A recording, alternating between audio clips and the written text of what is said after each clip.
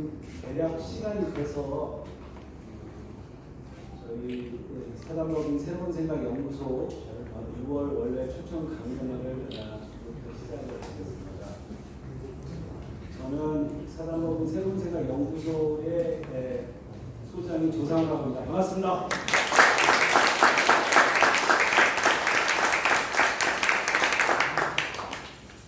저희가 항상 행사 때 제일 먼저 안내해드리는 거는 뷰티 장소를 안내해드리는데요. 뭐 바로 저쪽 신내관 가는 길 왼쪽에 모공보쌈이라고 있거든요. 그래서 교수님 강연 끝나면 바로 좀 빠르고 이쪽에 오셔서 교수님도 참석하시니까 못다한 얘기를 같이 나눴으면 좋겠습니다. 먼저 국민의례가 있겠습니다. 모두 자리에서 일어나주시기 바랍니다.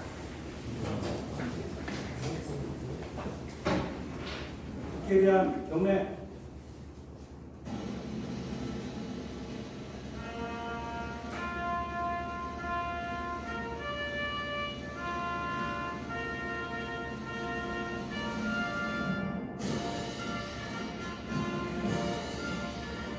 난 자랑스러운 태극기야.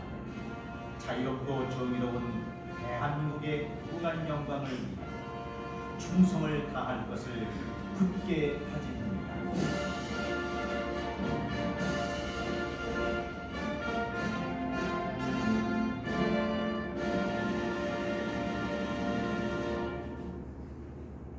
바로 오늘은 묵념 순서가 있습니다. 그저께 경기도 화성시의 배터리 공장에서 발생한 화재로 23분이 목숨을 잃으셨습니다. 아주 아프고 슬픈 일인데요. 돌아가신 23분을 위해서 유독 묵념.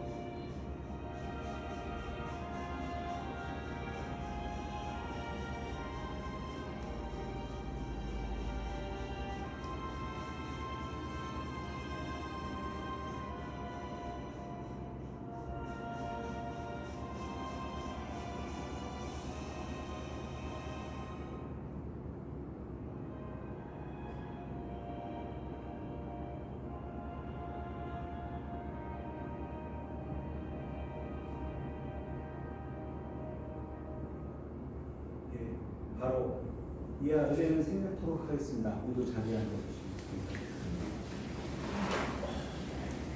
이렇게 사고는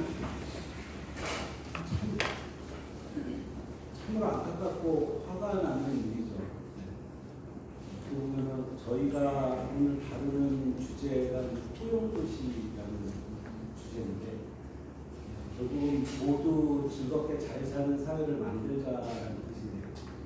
우리가 아직도 어떻게 보면 이거는 비용으로 해결할 수 있는 문제고 우리가 이 사회가 합의만 하면은 이런 참사는 이제 피할 수도 있는 때인데 우리 여전히 안타까운 문제를 좀 반복하고 있습니다. 개인적으로 너무나 송구하고 참 안타까운 마음을 전할 수가 없습니다. 그래서 오늘 주제가 좀 더 저는 좀 더 무겁게 느껴지고요. 오늘 식수는 제가 소개해드린 대로 우리 청춘유치원의 어떻게 보면은 시발점이고 청춘유치원 사업을 전국적인 프로젝트로 성공시켰던 우리 황현 교수님을 모시고 세종시의 미래 모두를 위한 포용도시라는 주제로 오늘 초청 강연을 하려고 합니다. 황 교수님 오셨는데 일단 박수 한번 주세요.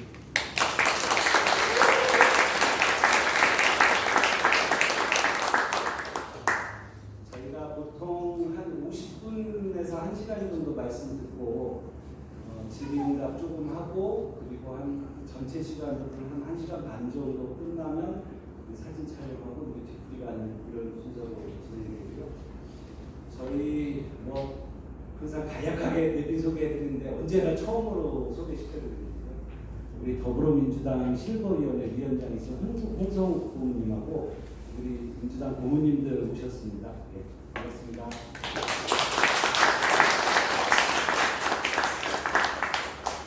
그리고 우리 조치원발전위원회 위원장 여러 차례 하셨고 이번에 청춘조치원 발전협의회가 새롭게 발족했는데 거기 또 회장을 맡으신 우리 박용수 회장님 참석하셨습니다.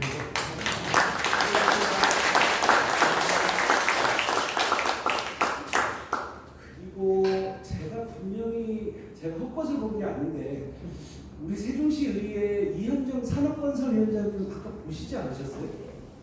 아, 저 맨 뒤에 계시네요. 네, 참고로 키가 같이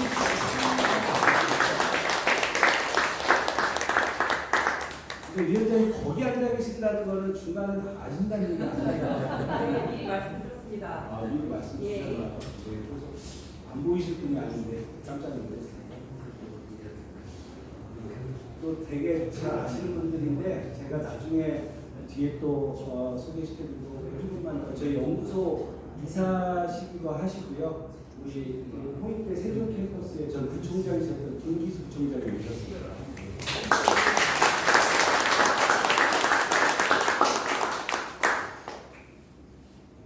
황영규 교수님은 서울대 건축공학과에서 학부도 마치셨고 또 박사학도 받으셨고요. 주민 참여형 도시계획이라는 개념을 우리나라에서 처음으로 만드셨던 분으로 제가 알고 있습니다. 그리고 원래는 이제 청주에서 그런 주민 참여형 도시 재생 사업을 주로 하셨다가 저희 세종시 특히 우리 이춘희 시장님이 이제 당선되시면서 기억하시겠지만 우리 청춘조치원 프로젝트를 시작할 때 가장 많은 인사이트를 주셨고 또 우리 조치원 주민대학을 재생대학을 이끄시면서 어떻게 보면은 조치원민들 중에서 우리 사회에 대해서 고민하는 분들의 거의 한 3분의 1 이상은 아마 수강하시지 않았을까 생각을 하고 있습니다. 그리고 또 우리 세종시의 총괄계획과도 맡으셨고 행정도시 복합도시의 총괄기획과도 맡으셨습니다. 그래서 저희 세종시하고는 빼야 될 수 없는 그런 분을 모시고 오늘 좋은 강의를 좀 듣게 됐습니다. 네, 아까 박수로 저희가 한번 맞았는데요. 박수 한 번만 더 부탁드리고요.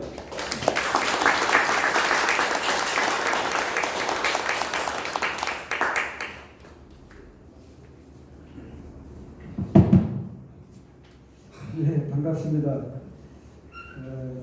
함께 고생하던 그런 때가 좀 바로 어제 같은데 따져보니까 벌써 5년이 흘렀네요. 오랜만에 왔는데 이렇게 반가운 얼굴들 보니까 더 반갑습니다. 특히 이 공간은 거의 완전히 철거하는 것으로 방침까지 되는 상태에서 함께 노력을 해서 다시 살려냈던 그런 공간이라서 더 의미가 있고 더구나 2년 전인가 저희 큰딸의 결혼식을 바로 잔디밭에서 이렇게 했던 것이라서 저로서는 정말로 감회가 새롭습니다. 이 귀한 자리에 저에게 기회를 주신 조성호 위원님께 감사드립니다. 어제 참사가 있었고 또 오늘이 6월 25일이네요. 상당히 무거운 날, 무거운 주제를 가지고 말씀을 드리겠습니다. 어쩌면 또 오늘 조금 다소 그런 분위기에 같이 맞는 그런 얘기일지도 모르겠습니다. 평소에 저는 그 지역 발전을 위해서 여러 가지 경제 발전 얘기를 많이 하지만 오늘은 완전히 다른 차원에서 가치지향적인 그런 인문학 산책을 해보도록 하겠습니다. 오늘 드릴 말씀은 UN 헤비타트 3차 회의에서 새로운 도시 의제를 채택을 했는데 그 중에 핵심이 바로 포용도시, 포용도시가 핵심입니다. 그래서 소형도시를 중심으로 해서 말씀드리면서 또 앞으로 세종시와 또 가야 될 방향에 대해서도 함께 고민해 보도록 그렇게 하겠습니다.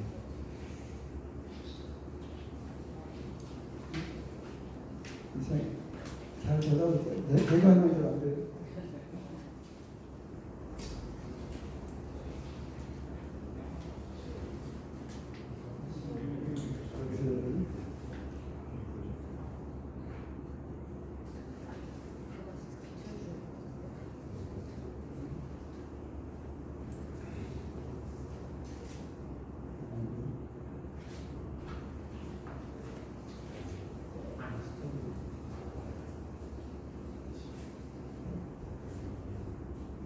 요건가요?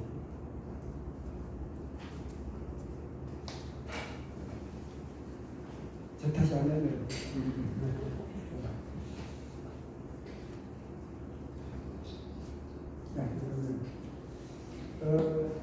우리가 지금 세종시를 건설하고 있는데 기본적으로 세종시는 신행정 수도로 이렇게 출발을 했지만 당시에 처음 시작할 때부터 세종시 건설은 단순한 새로운 신행정수도를 건설한 것을 넘어서 21세기에 새로운 도시 모델을 하나 만든다 라는 생각을 많이 했고 실제로 당시 노무현 대통령부터 그런 생각을 가지고 출발을 했습니다.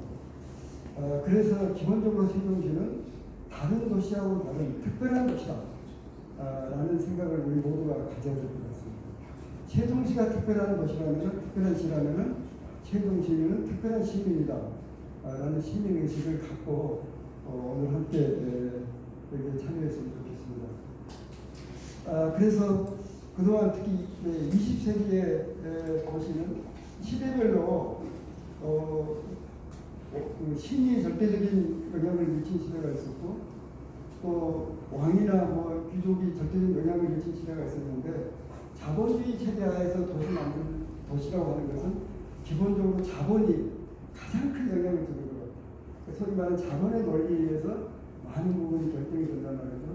그러다 보니까 소위 시장 경제에 소외된 계층들, 이 사람들이 그야말로 방치되어버리는 게 바로 20세기의 도시의 모습이었는데 그러한 소위 자본주의 체제에서 나타난 도시의 한계를 극복하는 것, 바로 이게 우리가 지금 해야 될 그런 그 시점이 아닌가. 그래서 어떻게 하면은 함께 잘 사는 도시를 만들 것이냐 하는 것이 오늘의 핵심 주제입니다. 우선 본격적으로 시작에 앞서서 그동안 도시 정책의 변화를 제가 한번 정리를 해봤습니다. 이건 절대적으로 제 머릿속에 정리한 거니까 조금 오류가 있을 수도 있겠습니다. 세계 국제적으로 보면은 대개 60년대부터 주거환경 개선 쪽에 관심을 많이 가졌습니다. 그리고 우리나라도 IBR든지 OECD 많은 자금들을 보내가지고 주거환경 개선을 이제 해왔는데 그러다가 90년대 중반 정도부터 국제회의 나가면은 지속 가능한 개발 이게 거의 이 중심을 이루게 되더라고요. 그럼 이 지속 가능한 개발은 오늘날까지도 계속 기본적인 하나의 흐름으로 이렇게 자리를 잡고 있는 것 같아요. 그러면서 2000년대 들어와서 창조도시, 네트워크시티, 스마트시티 그러다가 2010년대 후반부터 포용도시라고 하는 것이 세계적인 하나의 큰 흐름으로 이렇게 부각되어 있는 것 같습니다. 구체적인 뒤에서 말씀드리겠습니다.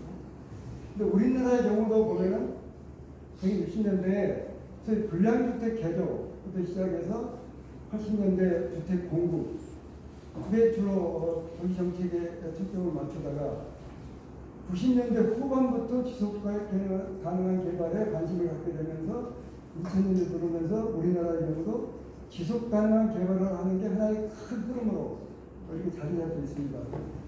그래서 신도시 신체가 개발할 때 지속 가능한 신도시 개발 계획 기준이라는 것이 국토부 차원에서 만들어가지고 거기에 맞춰서 나름대로 진행해 오고 있습니다. 그러면서 다른 한쪽에서는 특히 2000년부터 재개발 재건축이 엄청나게 성행을 했었고 2010년대에 들어와서는 도시 재생, 다시 요즘 재개발 재건축이 이 부분적으로 다시 활성화되고 또 도시 재생, 스마트 시티 이런 것들이 우리가 현재 제안하고 있는 도시 정책인 것 같습니다. 그럼 앞으로 우리는 어떤 도시 정책을 제안할 것이냐 이 문제를 함께 고민하도록 하겠습니다. 그렇다면 도시 정책에 국지간 국제적 이슈는 누가 만들어내는가? 이럴 때 제가 쭉 자료를 보니까 가장 영향을 크게 미치고 있는 게 바로 유엔 헤비타트입니다. 유엔 헤비타트가 첫 회의를 연 게 76년도인데 76년부터 20년에 한 번씩 본회의를 열게 됩니다. 그래서 처음 1976년도에는 모두를 위한 적정한 주거를 중심 의제로 채택했고 96년도에는 지속 가능한 개발, 바로 여기서 지속 가능한 개발을 목표하고 주었습니다. 그리고 가장 최근인 2016년도에 새로운 도시 의제를 채택하면서 핵심 의제로 포용도시, 도시권 이렇게 됐습니다. 그래서 오늘은 바로 여기에 근거를 두고 말씀을 드리겠습니다. 그래서 방금 말씀드린 유엔 헤비타트 3차 회의는 소위 새로운 도시 의제를 채택하면서 각 국가가 4년마다 여기서 나온 의제를 이행한 소위 평가 국가 보고서를 제출하도록 합의를 했습니다. 그래서 이미 제출한 나라들이 더욱 있는데 제가 알아보니까 우리나라는 국태원을 중심으로 해서 보고서를 거의 완료 단계 초안을 나왔답니다. 완료 단계에 있어서 아마 곧 제출을 할 것 같습니다. 그런데 이걸 좀 보니까 이 보고서를 만들 때 이게 중앙정부가 바로 만드는 게 아니고 지방정부, 광역정부, 시민사회가 기본적인 여러 가지 활동상 평가를 해서 그것을 본부로 보내주고 그리고 이 플랫폼에 유엔 플랫폼에 여기다 같이 접속을 시켜주는 이렇게 돼 있더라고요. 그래서 우리나라에서는 이걸 거의 지방정부가 한 제가 알기로는 거의 유일한 곳이 수원시. 수원시가 지금 이제 진행을 좀 하고 있고 나머지는 그렇게까지 발전을 못한 것. 수원시 사례에 대해서 조금 말씀드리겠습니다. 그래서 이게 소위 지구적 차원의 지속가능 발전을 위한 국가 지방정부의 이행 정책 체계인데 이거 외에 또 기후변화 관계 몇 개가 되어 있는데 핵심이 2개가 있는데요. 지속 가능한 발전 목표, 새로운 도시의제 모두 국가보고서를 채택하는데 지역정부가 기본적인 실제 내용들을 콘텐츠를 만들어서 보고를 하도록 이렇게 되어 있다는 거예요. 제가 이걸 강조하는 이유는 세종시도 정말로 특별한 도시고 더군다나 특별한 도시 세종시야말로 이 지역정부가 해야 될 이 역할을 충실하게 해야 될 그런 곳이라는 점을 제가 강조하기 위해서 이 말씀을 드립니다. 다시 한번 말씀드리면 유엔 헤비타트 3차 회의의 새로운 도시 의제의 핵심은 포용도시다 라는 말씀입니다. 자, 그러면 왜 우리 사회가 포용이 필요한가? 대충 제가 따져보니까 제가 도시 분야에 이렇게 관심을 갖고 공부하고 또 함께 실무도 하고 또 주민과 함께 고생도 하고 하는 게 40년이 좀 넘은 것 같아요. 나름대로 국가 보고서도 비교적 좀 많이 이렇게 정말 책임을 맡아서 써낸 것도 많고 또 실무도 많이 했었고 이렇게 하면서 보람도 많이 느꼈었는데 최근에 와서 한번 이렇게 특히 이걸 정리하면서 돌아보니까 상당히 좀 딜레마 같은 게 느껴져요. 그동안 우리는 엄청나게 많은 새로운 주택을 건설했어요. 과거에 60년대 달동네 그런 데를 이렇게 보면서 이런 것들이 정말 주거 환경이 개선되면 정말 우리가 더 행복해질 줄 알았어요. 많은 복지 정책을 비롯해서 그런 도시 정책들을 펼치면은 그 시행이 되면은 더 나은 세상이 될 걸로 기대를 했었는데 그런데 그 많은 주택을 건설하고 그 많은 도시정책을 시행을 했지만 정말 우리가 더 행복해졌는가? 이 점에 대해서 어떤 회의나 딜레마가 오더라고요. 그 2003년도, 23년도 유엔에서 발표한 세계 행복지수를 보면 우리나라는 57입니다. 지금 10년 전부터 여기에 머물러 있어요. 경제 규모로 따지면 총량 경제로 하면 10여 등 이해야 되고 1인당 국민소득으로 따져도 30등 정도는 해야 되는데 훨씬 뒤에 밀려있단 말이죠. 이것도 OECD 통계입니다. 조금 오래됐지만 현재도 거의 같습니다. 우리나라가 출산율 35개 OECD 국가 중에 압도적으로 꼴등. 그냥 꼴등이 아니라 우리가 지금 0.7얼마로 내려왔거든요. 1 이하도 없어요. 많이 내려왔, 일본도 1.27인가 그러거든요. 프랑스가 참 내려왔을 때도 2.2 정도였어요. 압도적으로 꼴등을 계속하고 있거든요. 우리나라 자살률 세계 1등인데 2004년부터 20년 동안 계속 1등이에요. 자살률. 노인 불문율 1등. 의지할 수 있는 친구를 가진 50세 이상 성인 비율 34개까지 34등. 완전히 우리나라는 현재 사회 시스템 자체가 망가져버린 거죠. 왜 그런가? 기본적으로 우리나라가 세계에서 정말 유례 없는 그런 초고속 성장을 한 만큼 그 그림자도 어두운 게 아니냐 그렇게 생각을 합니다. 왜 우리나라 젊은이들은 아이를 낳지 않으려고 하는가요? 왜 우리나라 사람들은 자살을 많이 하는가요? 우리나라 국가 포용지수 통계가 나와 있는데 OECD 국가 35개 국가 중에서 32등입니다. 그래서 세 번째가 네 번째입니다. 아마 이거 뉴스에서 봐서 기억하시는 분 있을 거예요. 분양주택 옆에 임대주택이 있는데 임대주택 어린애들이 분양주택에 와서 놀아요. 놀이터로. 그거 못 오게 하려고 철조망을 막아놨는데 여기를 넘어가다가 임대아파트 있는 어린애가 넘어가다가 그러다 크게 중상을 입어가지고 응급실에 실려가서 그게 기다림을 뛰어가지고 이게 9시 뉴스에 보도됐어요. 그 조사해봤더니 이 아파트뿐만 아니라 다 이렇게 막아놓은 거예요. 그러면서 부모들은 애들한테 그들이 자녀하고 놀지 마라고 지시를. 이것도 아마 9시 뉴스에 나왔던 거죠. 장애인 애들 일반 학교 보내게 되면은 우선 시설도 안 되고 전문 교사도 없고 또 특히 애들한테 따돌이를 받잖아요. 그러니까 어떻게 하든지 특수학생을 보내야 돼요. 엄마 입장에서는. 그런데 애 사이가 확보됐는데 학교를 설립하려고 하면 주민들이 반대를 해요. 간 데마다 반대를 해서 학교를 못 써요. 특수학교를 못 만들어요. 왜 반대를 해요? 아파트 가격이 떨어지잖아요. 그래서 겨우겨우 해가지고 강서구 어디에 특수학교 해서 진행을 하는데 그걸 또 주민이 알아가지고 또 반대를 해서 뭐 난리 치니까 그러니까 장애인 엄마들이 그 주민들 앞에 가서 무릎 꿇고 울면서 애원을 하는 장면이 9시 뉴스에 떴죠.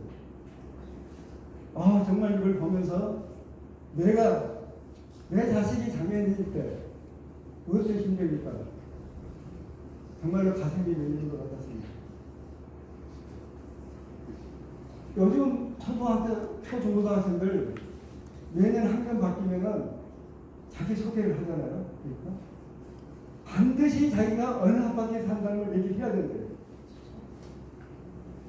그래서 왜 반드시냐 얘기하고 써도 안 해도 반드시냐 딱 얘기를 처음에 해야 그룹이 다 형성이 된대요. 딱딱 그룹이.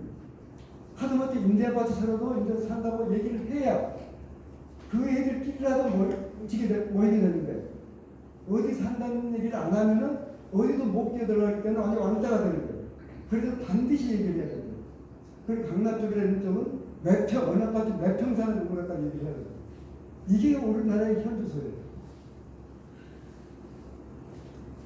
정말로 최근에 뭐 어려운 얘기도 많이 보셨지만은 특히 젊은 엄마들 오로지 자기 자신만 생각하는 그런 풍토가 결국은 공교육 자체를 지금 무너뜨리고 있고 교사들이 스스로 목숨을 끊는 이런 현상까지 일어나고 있죠. 그래서 대낮 도시 한국 서울 한복판에서 그냥 묻지마 힘들어 나동에서 사람 죽이는 거 아니에요. 잡아서 너 왜 이유 없이 죽였냐? 뭐라고 대답해요? 내가 이래서 정말 난 불행해서 억울하고 불행한데 저 사람들이 행복해 보여서 견딜 수가 없었다. 이게 죽인 이유예요. 그래서 나와 내 자식만 잘 키우면 행복할 것 같지만 절대 사회는 그런 게 아니죠. 함께 잘 살아야 나도 행복할 수 있다. 이런 얘기입니다.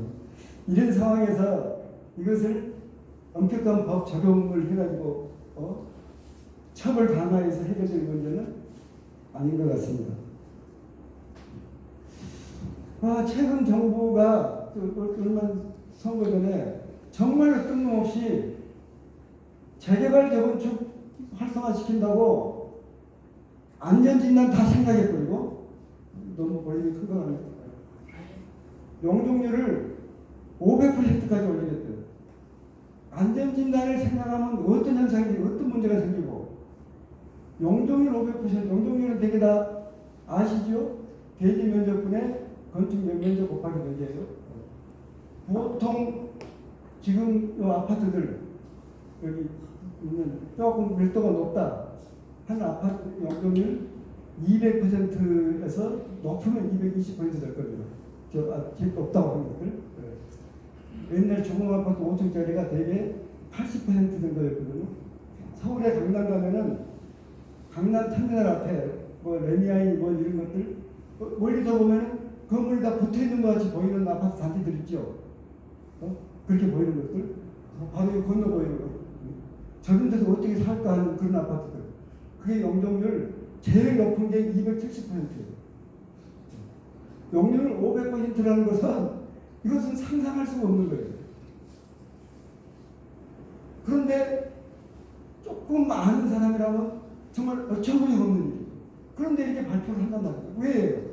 유권자들이 원하니까. 그러니까 선거 때는 걸까? 유권자들은 왜 원해요? 하여튼 규제를 풀어준다 해야 아파트 지금 재개발 재건축 하는데 조금이라도 유리하다 이거예요. 사회가 어디가 다 망가뜨리든 뭐든 이게 중요한 게 아니에요. 바로 유권자들이 안전이나 주거 환경보다는 재산 축적, 재산을 좀 늘리는 것이 더 중요하다고 생각한 우리 사회 풍토가 만들어낸 결과가 아니냐.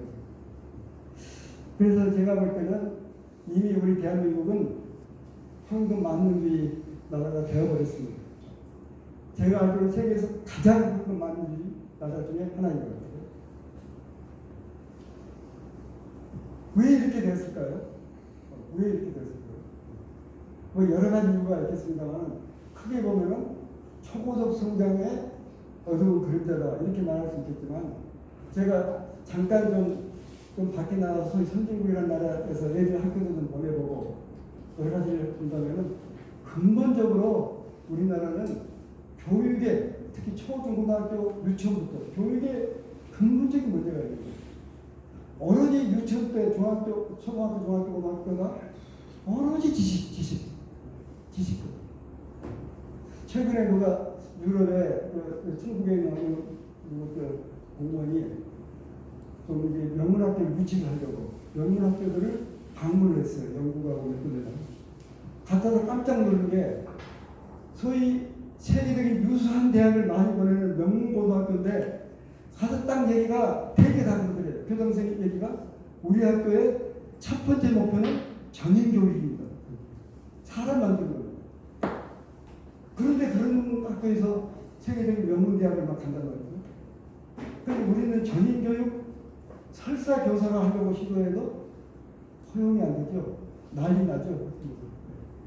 바로 이게 큰 원인 중에 하나고, 또 하나는 조금 전에 뭐 아파트 재개발 제가 좀 굳이 안 하기는 했지만, 기본적으로 선거 때만 되면은 하여튼 표심을 생각해요. 표심. 그래서 결국은 유권자들이 원하는 대로 다 해주는 거예요. 어느 선각자가 이런 얘기를 했어요.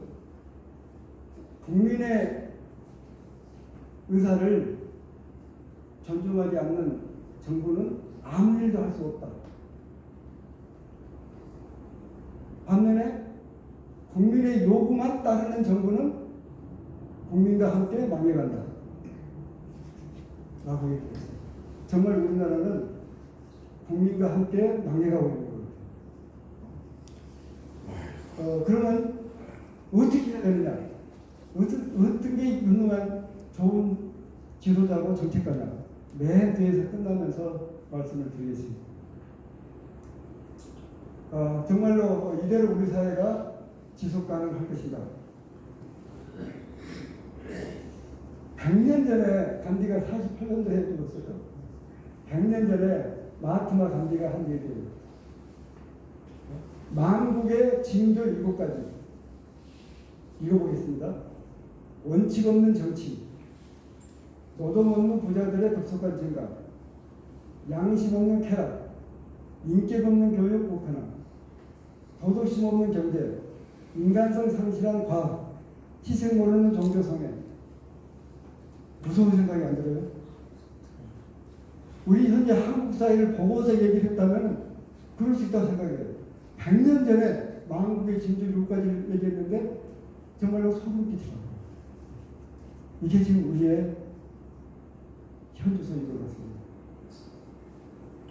그럼에도 불구하고 이번에 선거 때도 정말로 누가 우리 국가와 민족의 먼 앞날을 위해서 정말 큰 비전을 제시하는 사람이 있습니까? 이러한 정말로 우리나라가 이렇게 어떻게 보면은 정말 특별히 어려운 국면으로 이렇게 접어들고 있는 게 분명한데도 불구하고 뭐 정치권이든 뭐 이런 데서도 큰 관심을 못 갖고 있죠. 우리 사회는 바뀌어야 될 것 같습니다. 근데 저는 도시계획, 도시정책, 도시개발 쪽을 이제 전문으로 한 사람으로서 일단 우리 사회 변화를 도시혁신으로부터 시작을 해야 되겠다 라는 생각을 하고 있습니다. 그렇다면 좋은 도시, 살고 싶은 도시를 만들기 위해서는 현 시점에서 무엇이 가장 시급할 건가? 그걸 알기 위해서는 어떤 도시가 좋은 도시인가를 한번 생각을 해보도록 하죠.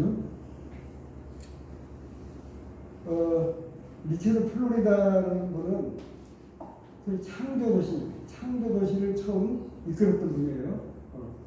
토론토 대학교인데 이분이 오늘날 도시, 오늘날 4차 산업혁명 시대, 오늘날 도시 130몇 개인가를 빅데이터 분석을 했어요. 도대체 어떤 도시는 성장하고 어떤 도시는 성장을 못하거나 쇠퇴를 하는가. 그럴 때 그 성장하나 그렇지 못하냐를 설명할 수 있는 가장 영향력을 크게 미치는 인자가 무엇인가. 이걸 찾아낸 거예요. 빅데이터 분석을. 결론은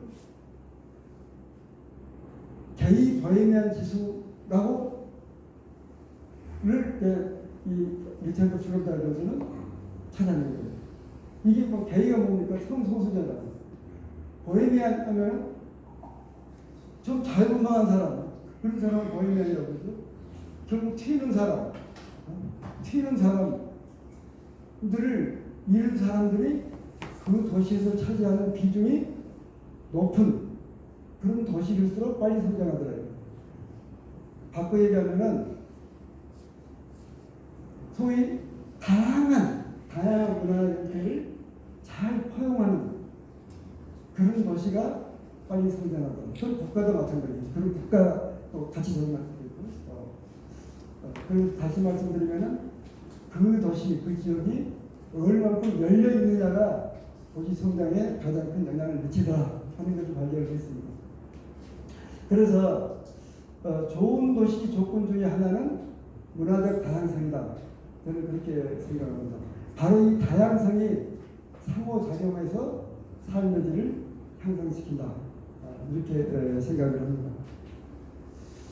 또 한 분이 갈룡이라는 분인데 이분이 쓴 책이 이제 어반 패턴이라는 책인데요. 이건 이미 오래전에 작고하셨는데 저희 대학 다닐 때 이분 책으로 교재를 썼어요. 어반 패턴이라는. 벌써 뭐 한 50년 정도 쓴지 됐는데 그때 그 책을 이렇게 보다가 이 내용을 그때 보고 너무 저한테 와닿아서 제가 그냥 기억 속에 있는 것을 정리해서 꼭 나중에 확인을 했어요. 그 내용은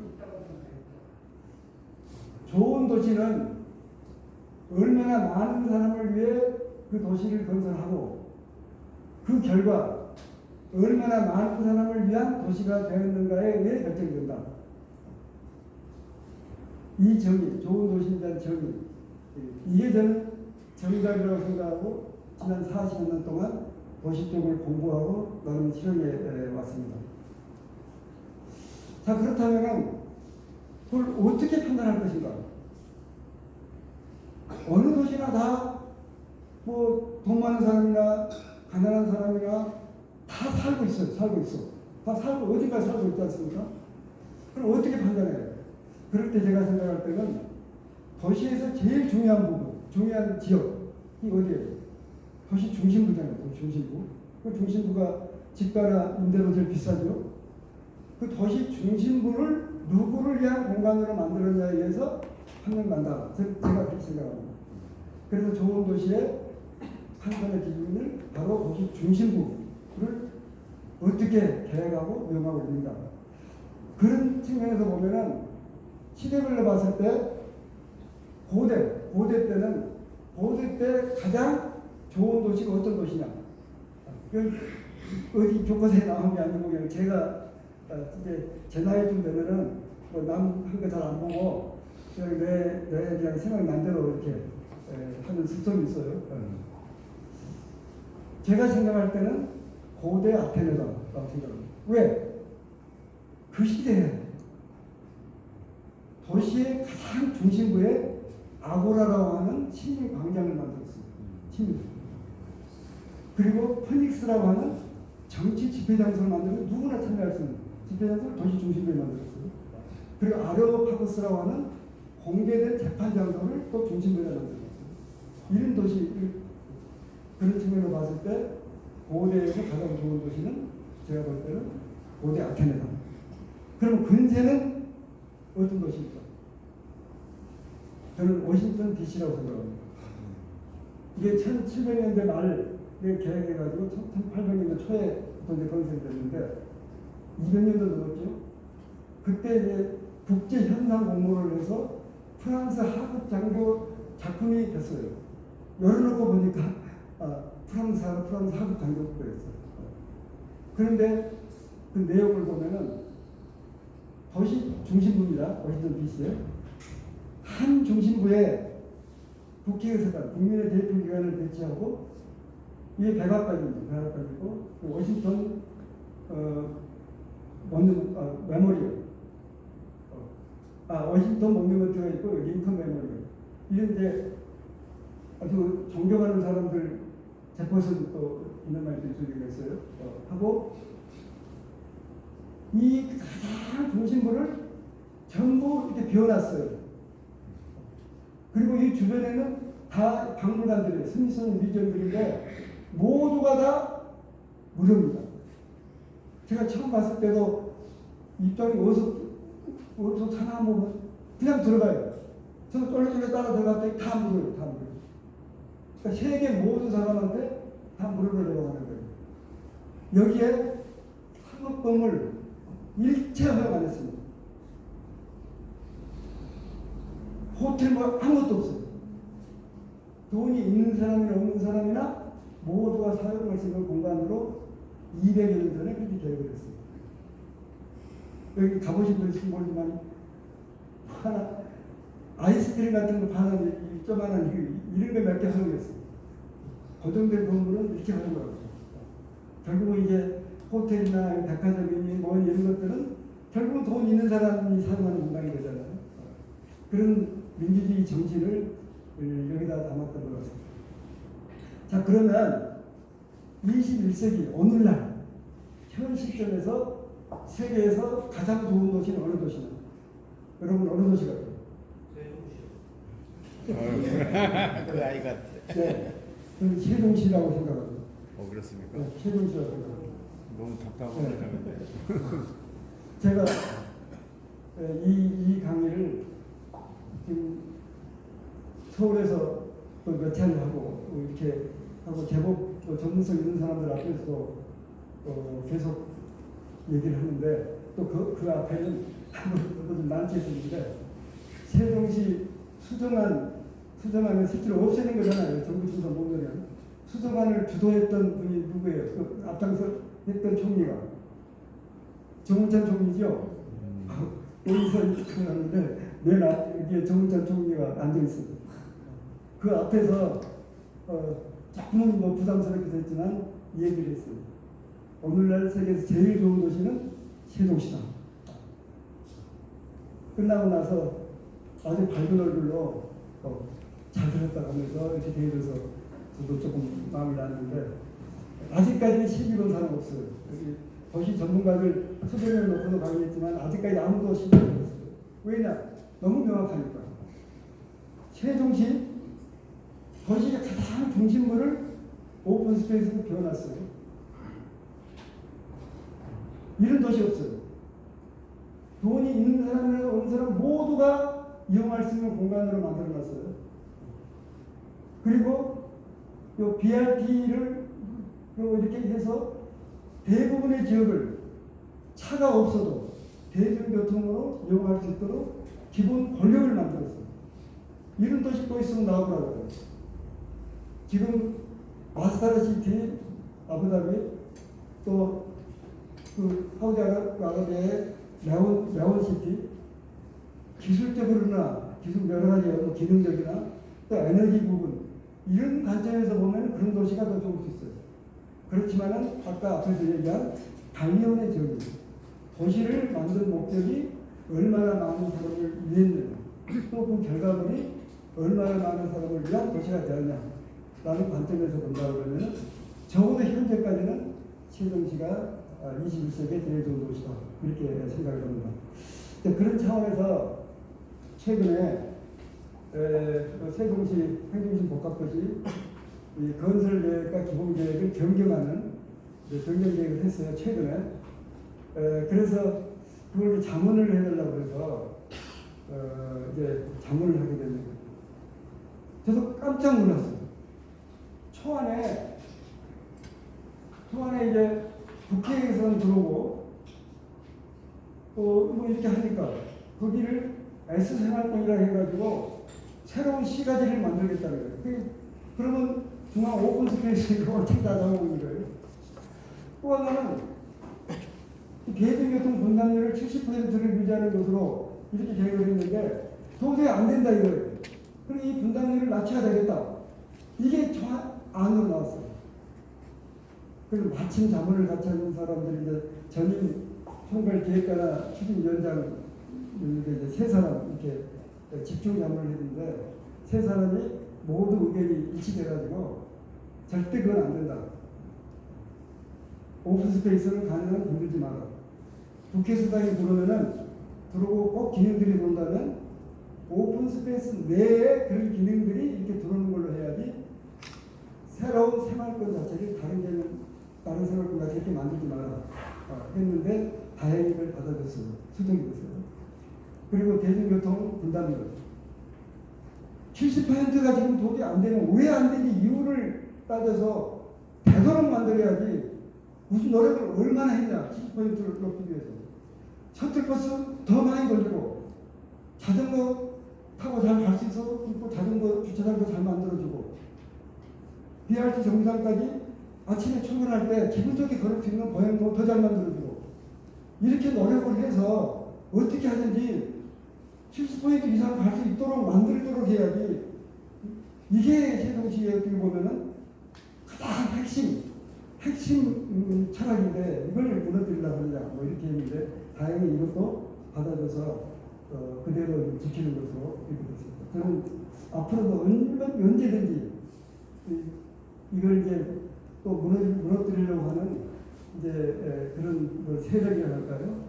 그런 압력이 올 수 있다고 생각을 하고 저는 개인적으로 이걸 꼭 지켜내야 된다고 생각을 합니다. 자, 그러면 우리 도시가 지향해야 될 것은 어디나? 가만히 있어요. 좀 빨리 해야 될 것 같네요. 자, 우리 도시가 지향해야 될 것이 유엔 3차 회의에서 채택을 했어요. 모두를 위한 도시. 도시에 사는 모든 시민들에게 적정하고 동등한 기회와 권리를 부여하는 도시. 이 정의가 누구 정의예요? 아까 관리. 그거가 같은 저자. 관리원 정의하고 똑같죠.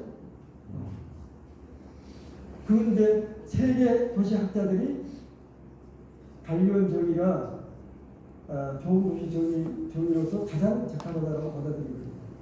그래서 이것을 살리기 위해서, 이것을 이제 실행하기 위해서 사회적 포용성 확대를 비롯한 6개의 세부 과제를 제시를 하고 있습니다. 마지막에도 우리 사회는 여기로부터 자꾸 멀어져 가고 있죠.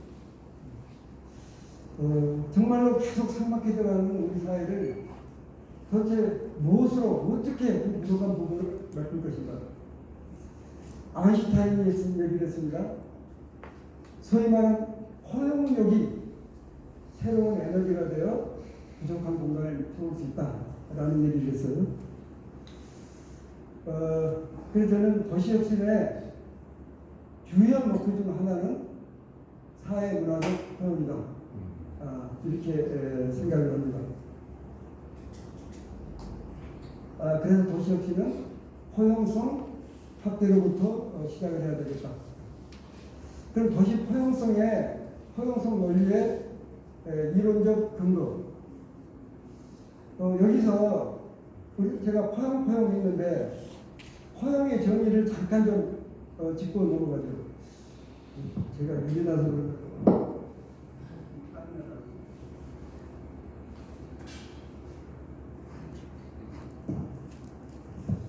우리가 포용하면은 소위 기득권층이 소외된 계층을 이렇게 껴안는, 보살피고 껴안는, 배려하는 이런 개념으로 설명할 수가 있는데 이 개념 전혀 이 개념이 아닙니다. 여기서 포용이라고 하는 것은 소위 소외된 그룹이 기존 시스템 속에 편입이 돼야 돼요. 제도적 속에 들어와야 돼요. 바꿔 얘기하면은 소외된 그룹이 당연한 권리로서 그 사회에 대한 다른 사람과 같은 동등한 대우를 권리로서 인정해주는 개념의 포용입니다. 그래서 이 내용은 68년도에 프랑스 철학자 르페어르라는 사람이 소위 도시권이라는 이론을 정립했는데 여기에 바탕을 두고 있다고 합니다. 그래서 이 도시권에 대해서 유엔 헤비타트 3차 회의가 정리를 했는데 그 원칙을 정리했는데 도시 자원에 대한 접근성을 모두에게 제공해야 되고 다양성을 존중하고 사회 통합을 하고 또 모든 도시 주민들이 주요한 의사결정 과정에 의미 있는 참여가 가능할 때 이 각자 모든 사람에게 도시권을 확보하게 된다. 이렇게 정리를 하고 있습니다. 그럴 때 이제 포용 국가론이라고 하는 게 대두됐는데 이 포용 국가론이 영국에서 시작됐던 것 같아요. 토니 블레어 총리가 이제 집권을 하면서 제3의 길로 사회 투자 국가를 채택을 이제 하게 되는데 이 사회 투자 국가라고 하는 것은 이렇게 상당히 보면은 제1의 길이 사회민주주의고 제2의 길이 신자유주의라고 하면 제3의 길이 사회투자국가 복지자원주의 뭐 이런 것들이 되는 것 같아요. 그래서 우리는 이제 복지국가를 많이 얘기하는데 복지국가는 사회 정의가 핵심 가치라고 한다면 사회투자국가는 포용이 핵심 아젠다가 된다. 이렇게 얘기를 합니다. 세계적으로 볼 때 되게 소위 신자유주의라고 하는 것이 80년대부터 시작됐던 것 같고요. 그러면서 이제 소위 세계화의 큰 물결이 이루어졌고 뭐 이래서 세계적으로 많이 이렇게 성장을 했는데 잘 나가는 걸 봤더니 2008년도에 글로벌 금융 위기를 딱 닥치게 돼요. 그러면서 많은 국가에는 이끌하게 됐었죠. 그래서 이거 그냥 신자유주의 가지고는 안 되겠다. 뭔가 새로운 대안이 필요하다 하는 필요의식이 소위 말하는 이제 금융 위기를 겪으면서 느끼게 되었다라고 합니다.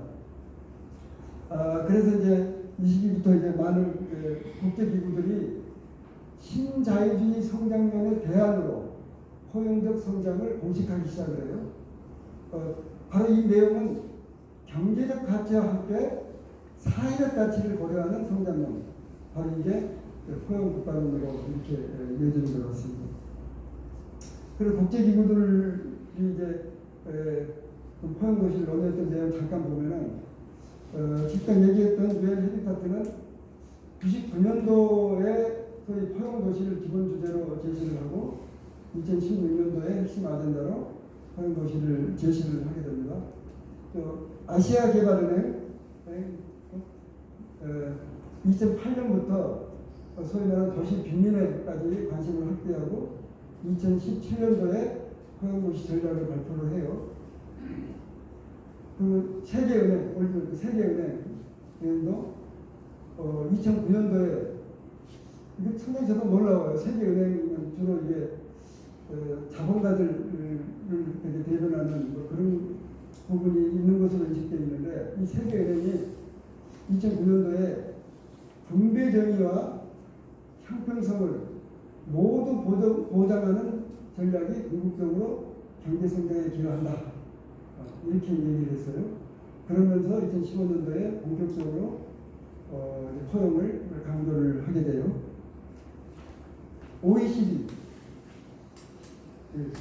OECD는 2012년도부터 본격적으로 포용 성장을 이슈로 제기해요. 그리고 2014년도에 포용 성장을 위한 기본 틀을 발표하면서 소득 주도 성장을 강조해요. 많이 들어봤던 얘기죠. 문재인 정부 때 소득 주도 성장 뭐 얘기를 했다가 많은 보수 의원들이 이게 무슨 소리냐 듣도 보도 못한 뭐냐 하고 비판을 많이 했는데 이미 14년도에 OECD가 강조를 한 부분입니다. 2016년도에 도시 차원으로 논의가 확장되고 2017년도에 서울 선언문을 발표를 하게 됩니다.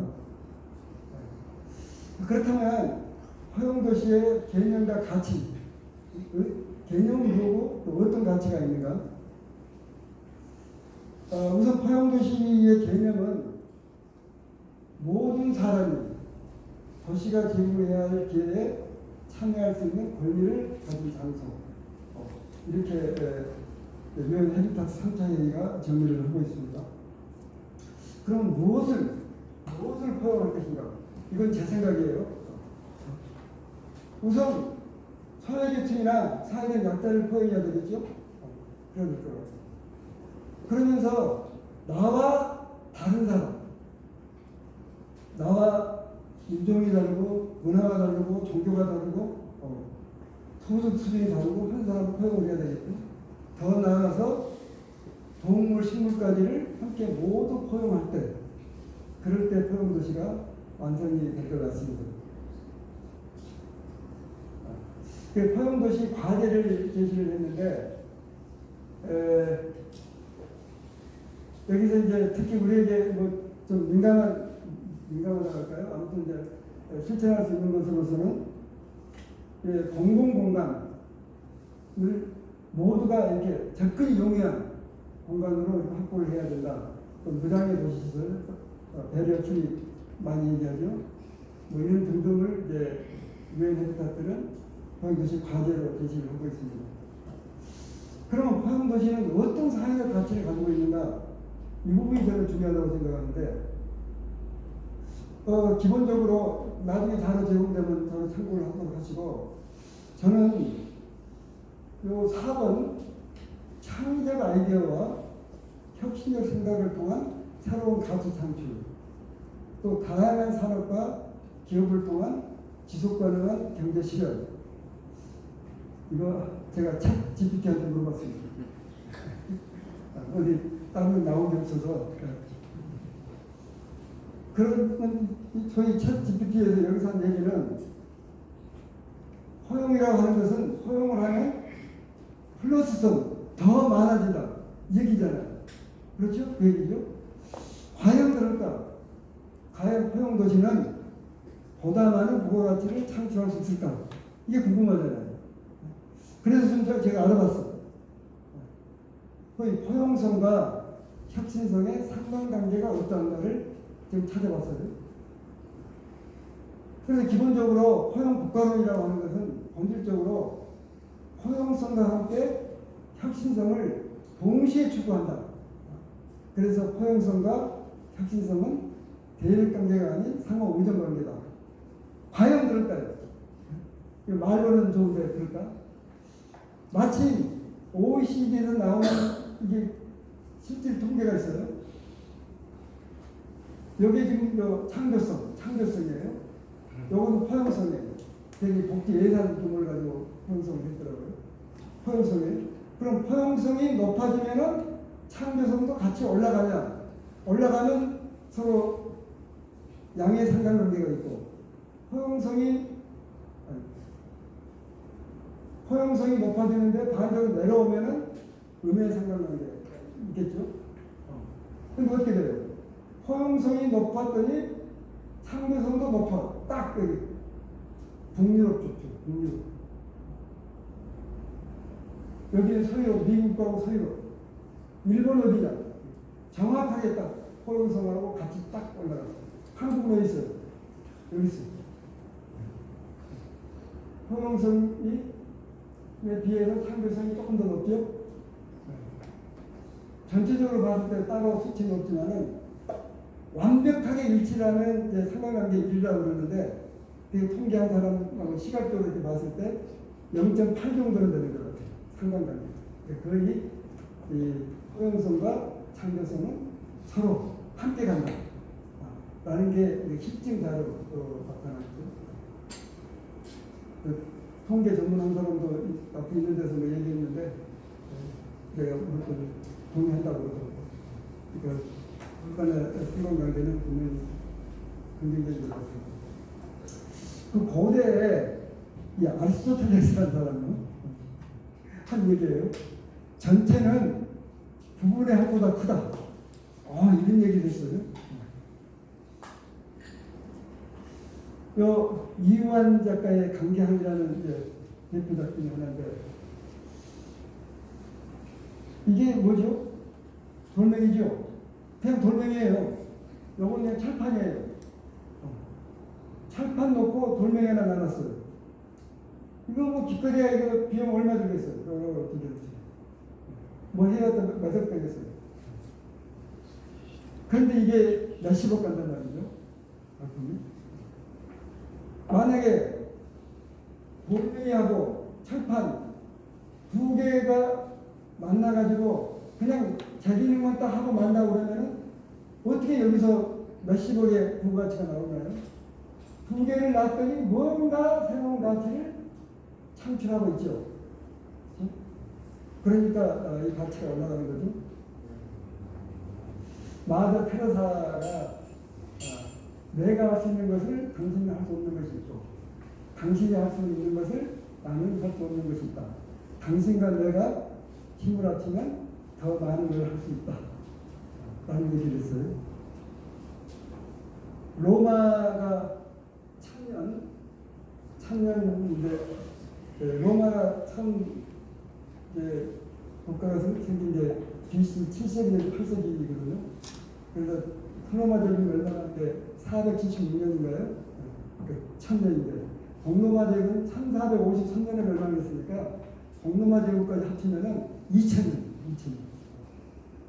세계 역사에 그런 국가가 없잖아요.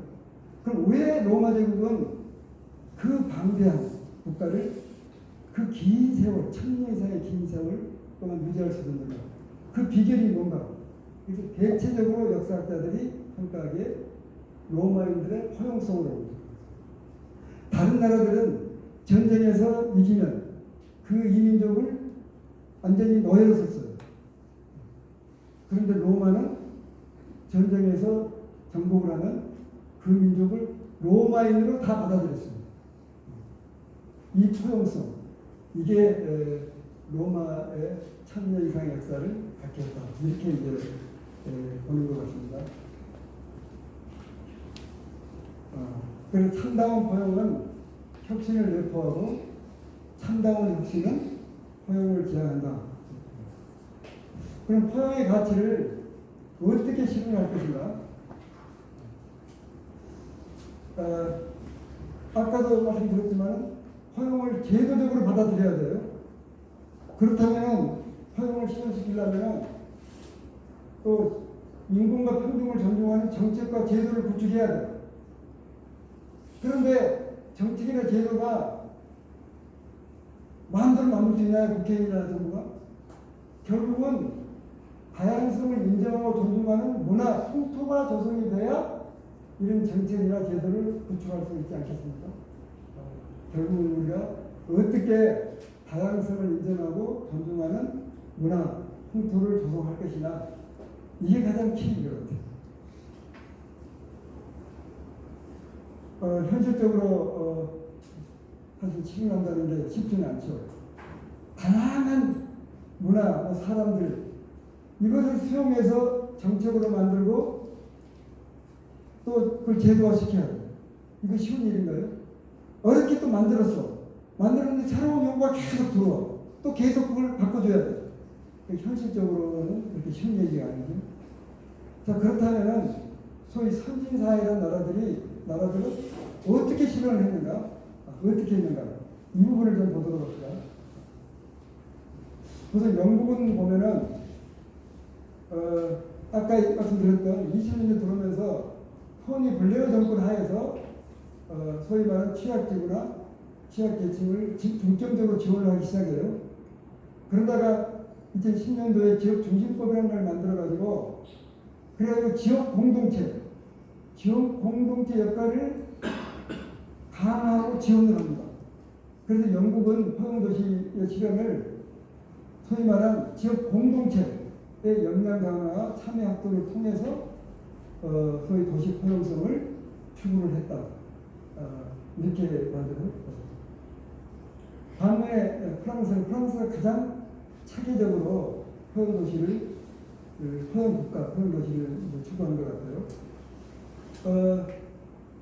프랑스는 2003년도에 국가도시 재생기구라는 걸 만들어요.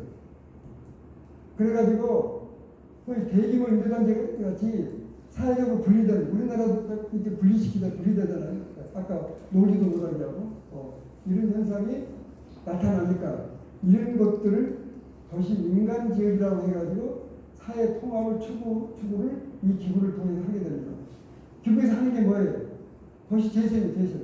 쉽게 말하면 도시 재생을 통해서 사회 통합을 추구를 하다가 2007년도에 달러법이라는 걸 제정해서 아예 필요한 사람에게는 임대주택을 국가가 의무적으로 지원해주도록 이렇게 이제 법을 만들고 2010년도에 도시화 통합이라는 법을 만들어서 본격적으로 포용도시 정책을 이렇게 추진을 하게 되죠. 가장 체계적으로 이렇게 진행하는 것 같아요. 국정원 보고서를 보니까 필리핀 것을 소개했는데 이걸 소개한 이유가 2010년도에 그 도시 빈민 공동체 역량 강화 프로그램을 지원을 했더라고요. 그러면서 주민 참여 권한을 많이 부여를 하는 이게 이제 제3세계 국가로서 의미가 있다고 선택한 거라고. 그러니까 우리나라가 도시 재생이 이제 상당히 좀 가깝죠. 아까 영국에서 지역 공동체 강화하는 거 이런 것들이 우리나라에서는 도시 재생 정책이 그나마 그렇게 갔었는데 현 정부 들어오면서 그 부분까지 낙하시켜서 개인적으로 많이 좀 아쉽습니다. 그리고 도시별로 보면은 도시별로 봤을 때 대체적으로 보면은 사회 복지 체계를 강화하고 지속 가능한 개발을 추구하고 또 대중교통 중심 생활의 인프라를 갖추고 그리고 또 하나 눈에 띈 것은 지역경제 다각화, 지역경제라고 이제 많은 소상공인들, 소상포들이 있는데 거기 백화점이 들어와서 싹 없애버리고 재개발한다고 해서 싹 쓸어가지고 그래가지고 그 호텔들하고 모두를 쓸어버리잖아요. 이것은 소위 지역경제 다각화에 역행하는 거죠. 그래서 어떻게 하면 소상공인들 다양한 경제 기반을 잘 만들고 이어갈 수 있을 것이냐 하는 게 더 중요한 것 같고요. 그리고 뉴욕의 경우는 도시 계획에서 사회적 배제 문제를 아주 중요한 항목을 다뤄서 하나의 뉴욕을 제안하고 있고 보스턴시는 아예 소형 도시를 위한 4대 목표를 설정해가지고 이렇게 접근하고 있는 것 같아요. 그때 이제 이런 내용들인 것 같아요. 그리고 또 하나 이제 눈에 띈 것은 우리나라는 특히 이제 그 재건축 같은 거 할 때 강남이나 이런 데 가면은 용적률을 높여서 더 짓게 해주고 그 중에 일부를 임대주택으로 해라. 이것도 싫다는 거잖아요. 그러면서 아예 임대주택 자체를 만약에 의무화시키면 재건축 안 하겠다 하면서 버틴 거 아니에요. 그래서 결국 그걸 없애도록 만들어 버티고 난리 쳐가지고 결국은 이제 그렇게 가고 있잖아요. 그러니까 임대주택을 아예 들어오지를 못하게 하는 게 한데 그래서 이게 우리만의 현상인가 아니면 다른 나라도 그런가 참 궁금했었어요. 그래서 좀 알아봤더니 그렇지가 않는 거예요. 영국, 프랑스 다 국가들, 미국도 민간들이 아파트 단지를 주택을 건설하면 그 중에 20 내지 25% 정도는 의무적으로 임대주택을 넣도록 돼 있어요. 저수자 주택을 의무적으로 딱 그렇게 돼 있더라고요. 용적률 더 주고 이거 없이 그냥 넣는 거야. 그래서 제가 프랑스에서 10년 동안 살던 분한테 물어봤어요. 우리나라는 임대주택 들어오면 이렇게 거부하는데 프랑스는 저항이 없냐? 10년 살면서 한 번도 그거에 대해서 못 느꼈대요. 당연히 집 지으면은 20 내지 25%는 임대주택 짓는 거래요. 미국에서 40년 동안 산 친구한테도 물어봤어요. 미국에서 이렇다는데 거기에 대해서 저항하냐? 같이 사는 거예요. 같이 사는 거. 당연히 같이 사는 걸로 그렇게 알고 있다는 거예요. 그러니까 우리나라가 얼마나 배타적인지 소위 비포용적인지 하는 것을 이걸 통해서 새삼 느끼게 됐습니다. 또 하나는 스마트시티. 우리는 스마트시티 하면은 당연히 IT 기술, 첨단 기술을 적용한 이런 거잖아요. 그렇게 생각하잖아요. 그럼 나서 또 스마트시티 뭐 자문한다고 해서 또 그렇게 또 그래왔고. 그래서 한 번은 제가 동유럽의 그 스웨덴 그 스톡홀름 대학 교수하고 그 덴마크 코펜하겐 대학 교수가 자기네 나라 스마트시티의 성공 사례를 발표한다고 서울에서 한다고 그래서 일부러 그걸 들으러 갔어요. 가서 이렇게 앉아있는데 처음에 스웨덴 그 스톡홀름 대학 교수인데 스마트시티 성공 사례라고 쭉 하는데 IT 얘기 한마디도 안 나오고 이렇게 해가지고 온실가스를 얼마큼 줄였고 뭐 이렇게 해서 자원 재활용률을 얼마큼 높였고 거기는 하천의 비오를 얼마큼 낮췄고 숙련의 환경 얘기만 하는 거예요. 그래서 이제 뒤에서는 나오겠죠. 끝까지 그러고 끝나는 거예요. 그 다음에 이제 코펜하겐 교수가 덴마크 사례를 발표해서 이건 좀 다르겠지. 이 양반도 똑같아. 처음부터 끝까지 온실가스 저감, 자원 재활용, 또 자연자원 어떻게 보존했는지 주로 이게 스마트 시티입니다. 그래서 아이고 이거 잘못 왔다 하면서 이제 돌아오면서 왜 이 사람들이 이럴까? 그렇게 떨어진 사람들은 아니던데 그럴까? 이 생각을 하게 됐어요. 그래서 가만히 생각해 보니까 우리는 스마트 시티로 딱 하나의 복합 단어로 이렇게 개념화되어 있는데 다시 한번 생각하면 스마트한 시티예요. 그렇죠? 스마트한 시티라면 스마트한 게 뭐예요? 바람직하고 우리가 지향하는 뭐 이런 거잖아요. 바꿔 말하면 스마트한 시티라는 것은 우리 사회가 좋은 도시로 지향하는 미래 사회를 위해서 우리가 추구하는 그런 도시. 이게 스마트 시티예요. 그럼 우리 사회는 IT 기술 같은 걸 접목해서 첨단 기술을 넣는 도시가 우리가 지향하는 도시라고 생각을 하고 있는데 북유럽에서는 그게 아니고 이 지구를 잘 지속 가능하게 가고 우리 지역을 지속 가능한 계속 우리 미래 세대 다음 세대도 다 같이 살 수 있는 그런 환경을 만드는 도시. 가능하면은 온실가스를 줄이고 이렇게 다원을 보존하고 이게 우리가 추구하는 이상적인 도시다라고 생각합니다. 그러니까 근본적으로 도시 정책에 대한 가치관이 다른 거예요. 그러면서 제가 많은 걸 느꼈습니다. 이 북유럽이라는 것은 이제는 정말로 복지 정책이 가장 앞서가고 북유럽입니다. 복지 정책을 이제는 넘어서서 이 지구를 지속 가능하게 동식물도 함께 같이 잘 살아갈 수 있는 이런 사회를 지향하고 있구나 하는 걸 느꼈습니다.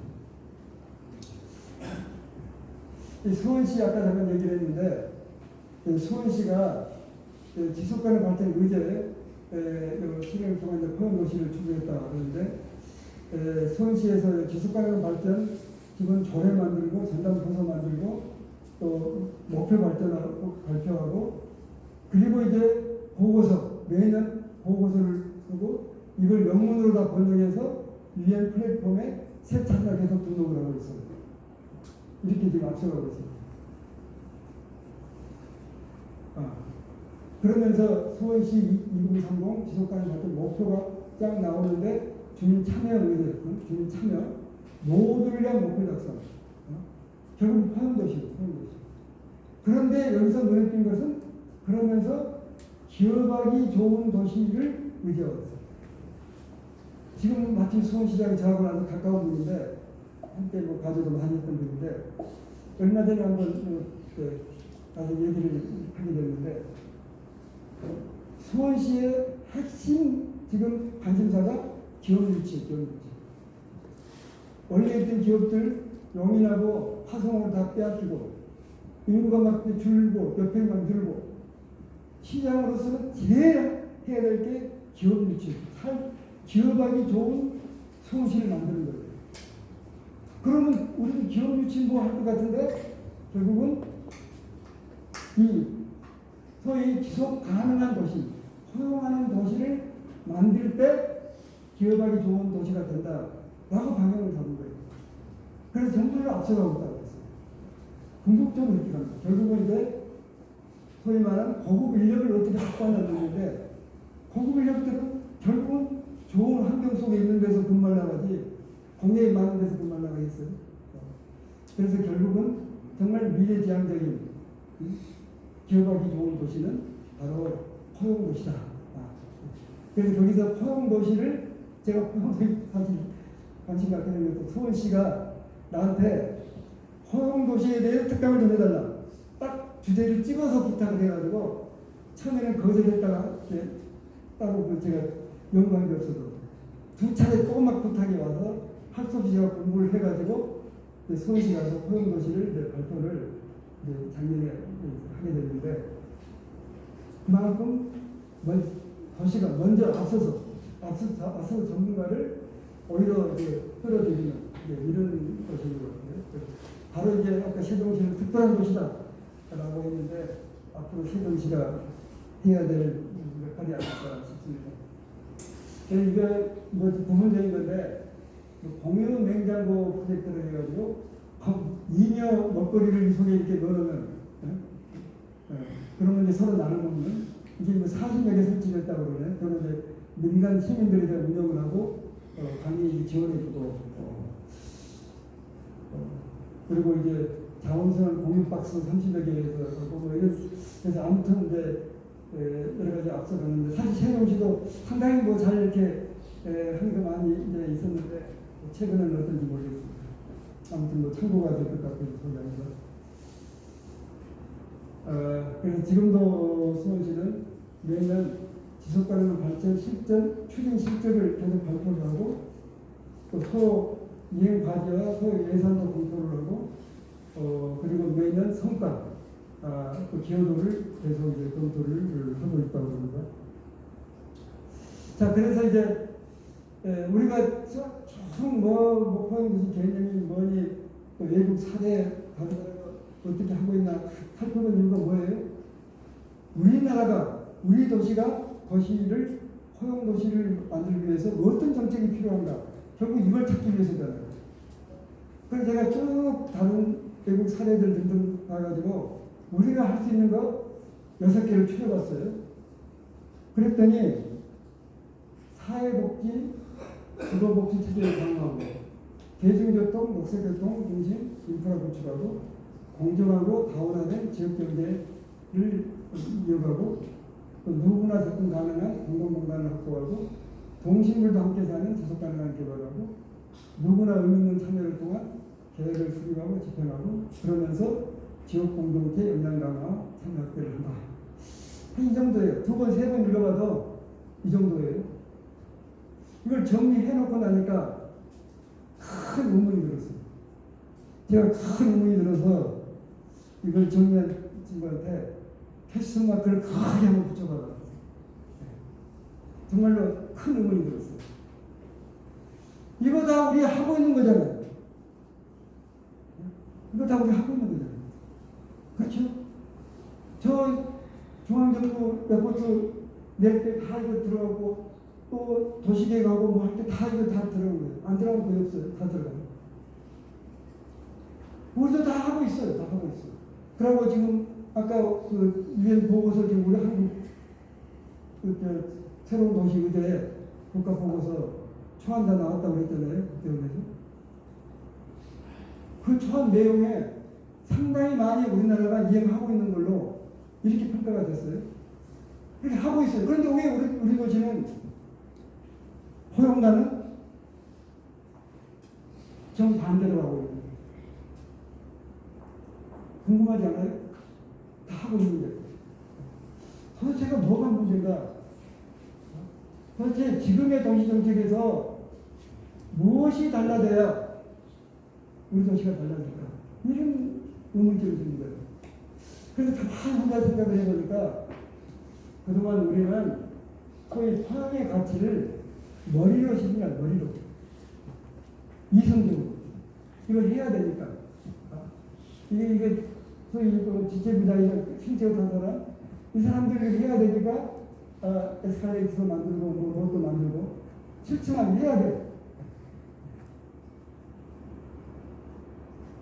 정말로 그 사람들의 아픔을 내가 느끼면서 정말 이 사람들 입장에서 이런 정책을 우리가 펴보자. 그 생각이 들어요. 그렇게 헬런 켈러가 가장 아름답고 소중한 것은 보여지거나 만져지지 않는다. 단지 가슴으로만 느낄 수 있다. 라는 얘기를 했어요. 그럼 우리가 허용의 가치 실현을 가슴으로 할 수 있다면 우리 사회는 달라질 것 같다. 이 생각이 들었습니다. 세종시의 어떤 미래, 원래 우리 주제인데 모두를 포함하는 도시가 되기 위해서는 어떤 관리가 있을 것인가.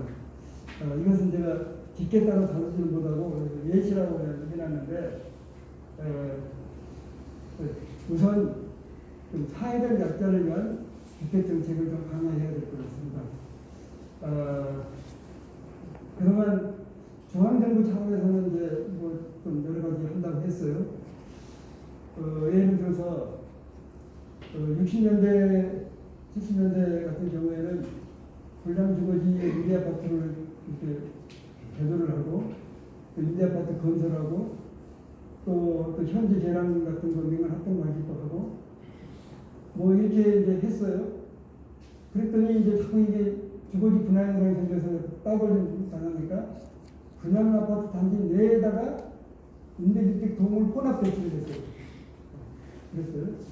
그랬더니 동이 또 불리더라고요. 아, 저 동산에는 임대아파트 사네요. 동애를 또 따돌림 시켜요. 그래가지고 이제 주로 이제 LH 공사에서 많이 얘기를 했는데, 그래서 동을 분리하지 않고 한 동 속에 임대아파트를 혼합시켜놨어요. 같은 동 안에 혼합시켰어요. 그랬더니 동 전체가 다 싸구려 동이 돼버려요. 분양동 자체가. 그러니까 또 이 LH 공사의 근본적으로 이제 이미지 자체가 그래 돼버려요. 그래가지고 이제 고민하다가 민간 아파트 중에 미미한 것들을 LH 공사가 매입을 해가지고 거기다 집어넣어요. 지금 이제 이 상태까지 왔어요. 그리고 다른 한쪽에서는 이제 주거비 지원, 돈으로 지원해주면서 살고 싶은 데 살아라. 지금 국유로 해주는 대부분이 이 주거비 지원으로 해요. 주택 바우처 제도로. 그런 문제가 생기니까 중앙정부 차원에서는 그나마 이렇게 했는데 지방자치제 차원에서는 그러면 우리는 어떤 노력을 해야 하는가 한번 좀 생각해 봤으면 좋겠습니다. 그리고 이제 원도심 우리 최종시 하면은 도치원 그리고 이제 각면 성재지 이런 데 대해 원도심 될 텐데 얼마 되지 않는 이 원도심들 이게 만약에 무너져 버리면 세종시는 정말로 완전히 뿌리를 잃어버릴 것 같아요. 그래서 이 원도심에 어떻게 보면 원도심 자체가 소중한 자산이라고 생각하고 어떻게 적극적으로 육성할 것인가 고민을 좀 했으면 좋겠고요. 그리고 이제 아까 전에 말씀드렸듯이 대중교통, 독서교통을 활성화시키는 더욱 지금도 이제 다른 도시보다는 많이 돼 있지만은 지금보다 더욱 적극적으로 추진했으면 좋겠고요. 그리고 중소기업 육성도 있어요. 이래 되는 세종시를 상당히 필요한 것 같아요. 지금 상가들이 엄청나게 지금 비어있죠. 여러 가지 뭐 이유가 있는데 뭐 잘못은 정부나 LH 차원에서부터 잘못되고 여러 가지가 있는데 그럼에도 불구하고 우리 세종시가 소위 말하는 소상공인 중소기업 육성을 더 적극적으로 펼칠 수 있다면 조금 좀 달라질 수 있지 않느냐 생각을 합니다. 거기다가 이제 주민 참여 행정. 뭐 한때는 세종시가 전국에서도 전국지자체 중에 가장 주민 참여 행정을 펴가서 많은 도시들의 관심을 모았는데 뭐 최근에는 뭐 어떨지 모르겠습니다. 그래서 처음 시작하면서 말씀드렸듯이 이 세종시는 21세기의 도시를 선도하는 곳이어야 된다. 그래서 미래도시 모델로서의 세종시를 우리가 만들고 있다면 그러면 세종시야말로 최근 국제사회가 추구하는 가치 또 우리 도시가 이 시점에서 핵심적으로 시행해야 될 정책에 대한 깊은 통찰이 필요한 상황이 아닌가 생각을 합니다. 마무리하겠습니다. 김상현 시인의 다다나 사면이라는 시입니다. 여기서 점 찍어진 것만 읽어보겠습니다. 세상의 모든 작품을 초대해 서로 엉켜 살며 평화롭게 사는 오로지 작품만의 땅을 위해 나 바다나 사고 싶냐. 또 새벽에 살고 있는 분이 김상현 시입니다. 이 시를 읽고 나니까 제가 전원 생활을 하면서 매일 하는 게 잡초 뽑는 게 일인데 이거 시 읽고 나니까 잡초 뽑는데 신경이 쓰여요.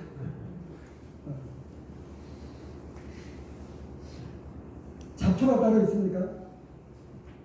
잡초였는데 이거 키우겠다 라고 생각하는 순간 그건 야생화로 바뀌어요.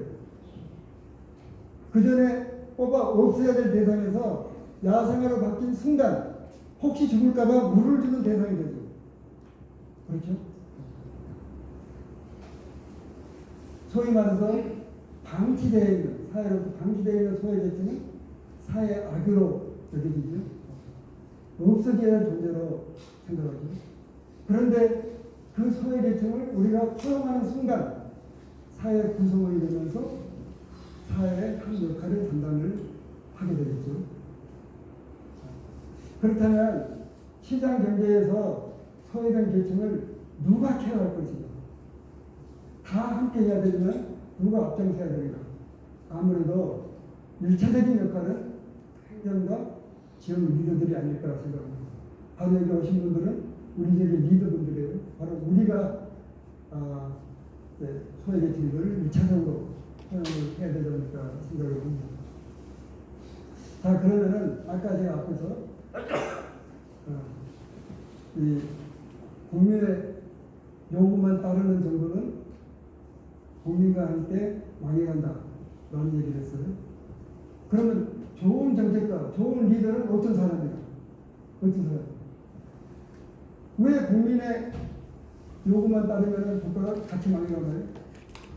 국민들, 사람 개개인은 다 자기 이해, 당장 내 땅, 내 지역만 생각을 하죠. 내 다음 세대 생각 안 해요. 그럴 때 좋은 지도자는, 좋은 정책가는 현재 문제 해결과 함께 미래를 대비할 수 있어요. 대상 지역, 문제가 된 대상 지역 문제를 해결하면서 동시에 도시 전체를 보는 시각을 가진 사람이다. 더 중요한 것은 시장 수요에 잘 대응하면서 동시에 소외계층을 배려하는 철학을 지닌 사람이어야 된다. 저는 그렇게 생각을 합니다. 이거 애쉬어라는 사람이 그랬는데, 물고기예요. 뭐 인건지 분건지 물고기예요. 점점 이렇게 하얘지다가 하늘이 되어버렸어요. 그리고 새예요. 갈매기인지 새예요. 점점 까매지다가 바다가 되어버렸어요. 신기하죠? 원래 수학대로 해요. 시간으로. 그래서 미술의 맛법사 뭐 이런 아침이 있잖아요. 여기서 화가 작가 에서는 뭘 말하려고 했을까요? 우리가 생각할 때 하늘, 바다, 물고기, 새는 다 다른 사물들이에요. 다 다른 거죠. 그런데 생각을 어떻게 하느냐에 따라서 이 모든 것은 하나가 될 수 있다 하는 철학을 얘기를 하고 있습니다. 그래서 특히 공적 역할을 담당하는 사람은 모두를 포용하는 용광로가 되어야 될 것 같습니다. 그래서 우리 사회는 그런 역할, 공적 역할, 또 지금 리더의 가슴이 따뜻하기를 바라는 것 같습니다. 야딩 평가한다고 이렇게 가서 찍어줬는데 이런 곳이에요. 그래서 차가 못 올라가, 차가 못 들어가. 찾기를 내려면 다 지금 허물어야 되기 때문에 낼 수가 없고, 또 경상도는 안 나오고. 그런데 이 동네 분들이 그러는 거예요. 봤더니 연탄 밴들이 많아요. 시중에서 연탄 500원이면 사는데 여기는 1,200원, 1,500원 줘도 안 갖다 준다 이거예요. 세대를 주고 위를 세대를 줘도 겨우 갖다 주고. 벽돌 한 장이 시중에 400원인데 여기는 800원, 1,000원, 1,200원 줘야 된다는 거예요. 그래야 겨우 갖다 줍니다. 왜 가뜩이나 경제적으로 어려운 이 취약계층 분들은 벽돌 한 장, 연탄 한 장도 더 비싸게 구입을 해야 하고 하면서 살아야 되는 거예요. 이러한 문제에 대해서 혹시 여러분 중에 이 사람들의 아픔을 함께 느끼면서 이 문제를 어떻게 해결할 것인가를 고민을 했거나 고민할 수 있는 사람의 가슴은 따뜻하리라고 저는 믿습니다. 저는 개인적으로 이제 내가 사회를 위해서 할 수 있는 에너지가 많이 남아있는 것 같지 않습니다. 아무튼 이제 얼마 남지 않는 그 에너지를 따뜻한 도시 만들기, 운동에 이렇게 사용하고 싶고 오늘도 사실 제가 자원했어요. 예, 우리 대전도 하고 싶다. 그래서 이런 운동을 펴고 있습니다. 그래서 우리가 모두를 포함하는 세종시를 만들기 위해서 함께 노력을 했으면 하는 바람입니다. 그래서 우리들의 작은 노력이 모아져서 세종시가 따뜻한 곳으로 거듭날 수 있기를 바라면서 제 말씀을 마치겠습니다. 감사합니다.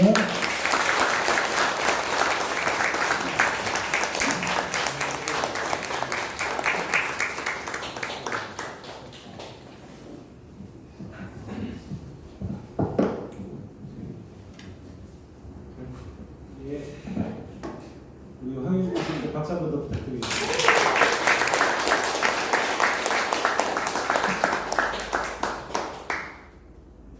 예정된 시간을 무려 30분 넘기셔서요. 질의응답을 일부러 안 받으시려고 이러는 겁니다. 뒤로 갈수록 중요한 말씀이 나와서 끊지를 못하고 어떻게 되나 고민했는데 아까 제가 처음 말씀드렸지만 우리 여기 계신 분들 중에 우리 그 조천에서 오랫동안 했던 도시재생대학에 참여했던 분들이 많이 계세요. 그래서 오늘 주신 그 철학과 가치에 대해서 아마 많은 분들이 이미 다 공부를 하셨고 또 그 문제를 고민하는 분들이 많이 계셨습니다. 그래서 웬만한 말씀은 되게 다 잘 알고 계실 거고요. 저희가 원래 예정된 시간이 지금 끝났습니다. 그래서 여기서 몇 분만 우리가 간단한 질문 좀 받고 교수님 좀 답변 좀 주시고 혹시 시간이 좀 넘으면 저희 디플 장소에서 좀 말씀드릴 거거든요. 질문 있으신 분 그냥 손을 들어주시면 되고요. 네, 먼저 저쪽 김익수 총장님부터 한 10분 정도만 진행하고 마무리하겠습니다. 예, 오늘 황 교수님 강의 아주 잘 들었습니다. 재미있게 들었는데요. 제가 이 강의 들으면서 조금 어떻게 하느냐에 따라서 허용의 가치로 연결되기도 하고 그렇지 않을 수도 있고 그런데 이제 그냥 공유하고 공유 경제는 조금 다를 것 같아요. 공유 경제 중에 뭐 마을기업이라든가 협동조합이라든가 이런 것이 이제 공유 경제에 속할 텐데 그 일반적으로 공유 경제 쪽은 허용의 가치를 되게 실현하고 있죠. 그냥 나는 재벌이나 이런 사람들이 다 독식할 것을 협동조합, 아이품이라든가 뭐 이런 것들을 만들어가지고 조합원들이 같이 공유하고 이것은 이제 제가 말씀드린 허용의 가치에 좀 가까울 것 같고 그래서 이제 공유라고 하는 것이 이 허용의 가치에 상당히 근접한 부분이 많이 있다. 여기에 대해서는 이제 부분하지만 허용과 공유를 동일시하기는 조금 어려울 것 같아요. 그리고 스마트 시티 부분은 다 그런 거다 인정하고 하는데 제가 오늘 말씀드리는 핵심은 우리는 스마트 시티, 우리가 바라는 바람직한 도시를 너무 기술지향적으로 생각하는 경향이 있다. 근데 사실은 다시 한번 좀 뭐랄까 북유럽 사람들이 지향하고 있는 미래 바람직한 도시에 대한 가치를 한번 좀 생각해 보자 이런 얘기고 우리나라 스마트 시티의 기본 계획이라는 게 있어요. 이건 5천 단으로 하는데 그 안에서 사실 지속 가능한 개발이 상당히 중요한 파트들이 있더라고요. 그럼에도 불구하고 실제 실행이 되고 하는 과정 속에서는 너무 기술 지향적으로 강조했다. 이 말씀을 제가 강조하려고 말씀드렸습니다. 예. 말씀 잘 들었고요. 예. 질문 정도만 강대원. 예. 예, 그냥 왜 마이크 없이 드릴까요? 예. 교수님.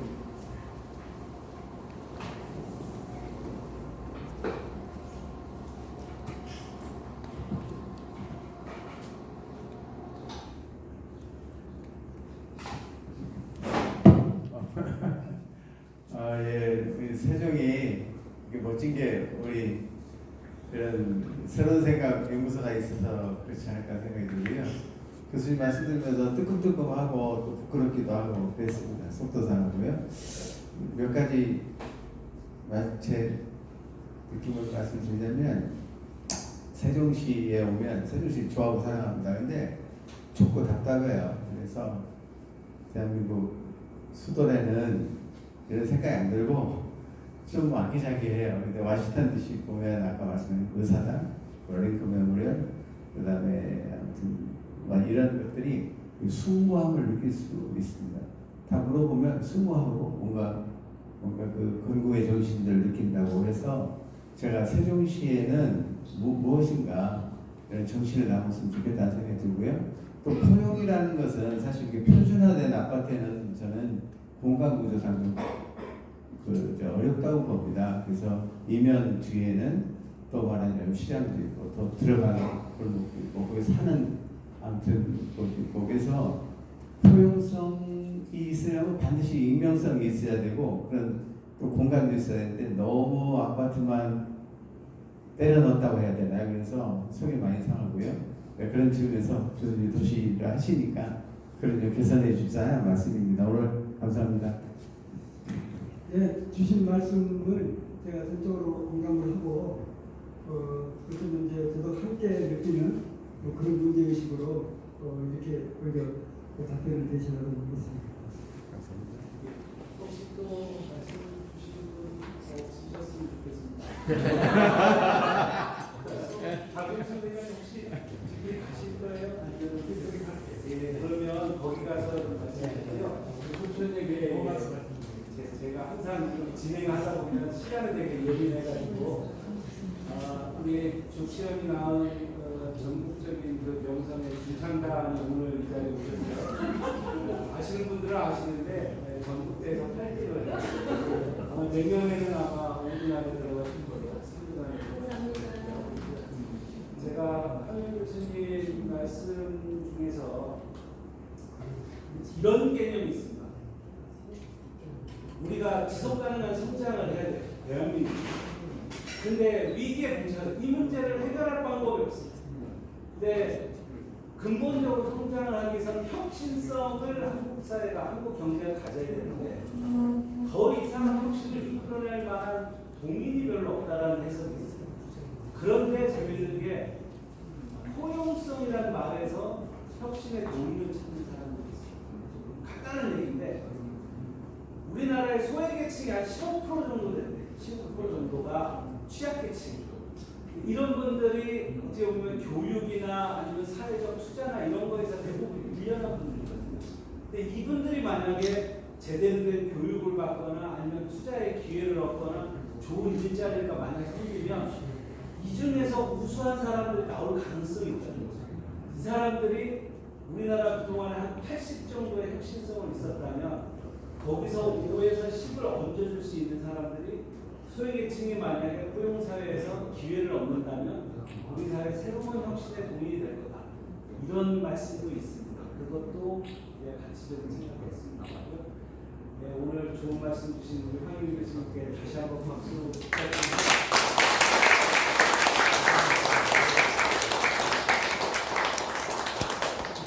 세상에서 제일 중요한 행사가